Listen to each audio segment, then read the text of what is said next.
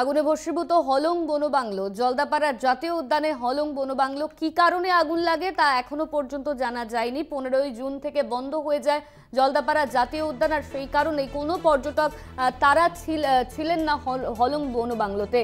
গতকাল রাতে পুড়ে ছাই হয়ে যায় এই বাংলো। তদন্তে উত্তরবঙ্গের সিসিএফ, ওয়াইল্ড লাইফ, ভাস্কর জেভি, সঙ্গে ডিএফও পারভিন কাশওয়ান তদন্তে রয়েছে। আগুনে ভস্মীভূত হলং বনবাংলো। জলদাপাড়া জাতীয় উদ্যানে হলং বনবাংলো ঠিক কি কারণে আগুন লেগেছে তা এখনো পর্যন্ত তদন্ত করা হচ্ছে। তবে প্রাথমিকভাবে অনুমান করা হয়েছে শর্ট সার্কিট থেকে এই আগুন লেগে থাকতে পারে। 15ই জুন পর্যন্ত বন্ধ হয়ে যায় জলদাপাড়া জাতীয় উদ্যান, আর সেই কারণেই কোনো পর্যটক তারা এই বাংলোর ভেতরে ছিল না। ইতিমধ্যেই তদন্ত শুরু হয়েছে। এই নিয়ে আমরা কথা বলবো। আমাদের সঙ্গে রয়েছেন আমাদের প্রতিনিধি অজয় শাহ। অজয়, ইতিমধ্যেই এই আগুন লাগার ঘটনাকে কেন্দ্র করে তদন্ত শুরু করা হয়েছে। প্রাথমিকভাবে অনুমান করা হচ্ছে শর্ট সার্কিট থেকে আগুন লেগে থাকতে পারে। তদন্তকারী আধিকারিকরা তারা ঠিক কি জানাচ্ছে? গভীর রাতে জলদাপাড়া জাতীয় উদ্যানের হলং বনবংলোতে অগ্নিকাণ্ডের ঘটনা ঘটে। এই ঘটনায় বংলোটি কিন্তু পুরোপুরিভাবে ক্ষতিগ্রস্ত হচ্ছে। ইতিমধ্যে ঘটনাস্থলে যাচ করতে এসেছেন উত্তরবঙ্গের মুখ্য বনপাল সহ জলদাপাড়ার ডিএফও সহ বন দপ্তর ও পুলিশের একাধিক আধিকারিকরা। বন দপ্তরের আধিকারিকরা জানাচ্ছেন যে সম্ভবত শর্ট সার্কিটের কারণে কিন্তু অগ্নিকাণ্ড হয়েছে, যদিও এখন বিষয়টি স্পষ্ট নেই। বন দপ্তরের আধিকারিকরা জানিয়েছেন গোটা ঘটনার তদন্ত শুরু হয়েছে। এলাকার পর্যটন ব্যবসায়ীরা রয়েছে, তারাও জানাচ্ছেন যে এই ঘটনার কিন্তু উচিত তদন্ত হোক। ধন্যবাদ তোমায় অজয়। আমাদের সঙ্গে ছিলেন আমাদের প্রতিনিধি অজয় শাহ।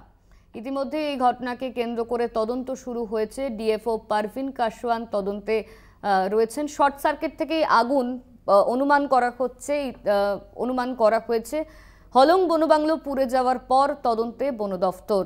15ই জুন থেকে বন্ধ হয়ে যায় জলদাপাড়া জাতীয় উদ্যান, আর সেই কারণেই বাংলোতে কোনো পর্যটক ছিল না, তাই এই আগুনে কোনো হতাহতের খবর সামনে আসেনি।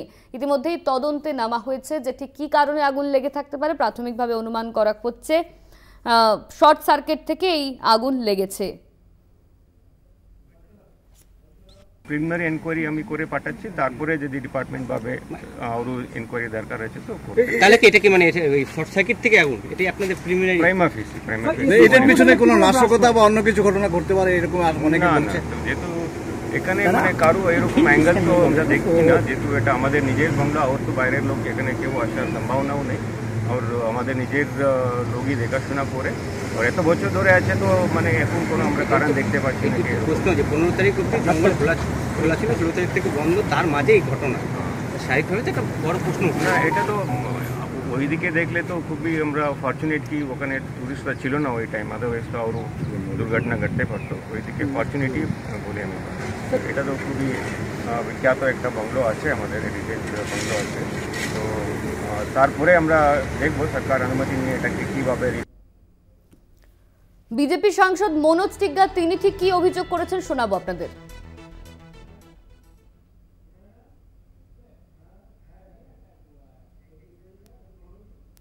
শর্ট সার্কিট থেকেই আগুন লেগেছে প্রাথমিকভাবে এমনই অনুমান করা হচ্ছে। হলং বনবাংলো পুড়ে যাওয়ার পর তদন্তে বন দফতর। 15ই জুন থেকে বন্ধ হয়ে যায় জলদাপাড়া জাতীয় উদ্যান, আর সেই কারণেই বাংলোতে কোনো পর্যটক তারা ছিলেন না। এই আগুনে কোনো ভস্মীভূত হয়ে যাওয়ার খবর সামনে নেই।